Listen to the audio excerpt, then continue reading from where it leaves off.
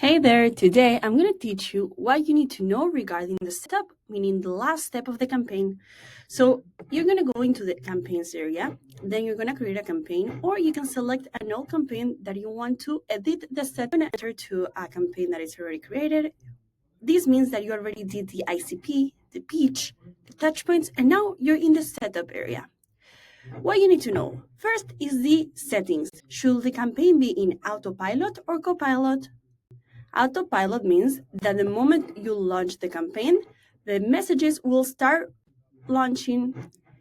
The copilot means once you launch the campaign, the emails will be waiting for your review, so they won't be sent until you accept or reject the emails. The new prospects to contacts daily, basically you can put it higher. This means how many prospects per day are going to be moved to queued.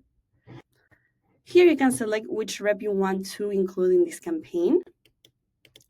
And then prospects time zone means if this is on, the prospect will get the emails based on their time zone, based on these hours you put here, active days of the week, which days you want to send the campaign. Default time zone will be the time zone you live where you're opening Alta.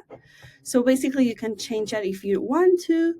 And then if you want to have a specific date to end the campaign, you can click this on and you can toggle this on and put the specific date. The deduplication preference.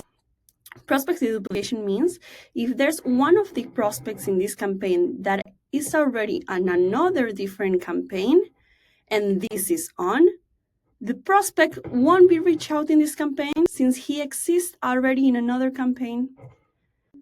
Company deduplication means if you have 5 people from the same company in this campaign, you will only reach out to one of them if this is on. Add unsubscribe adds an unsubscribe button to your emails. So if this is on, it will add the unsubscribe button.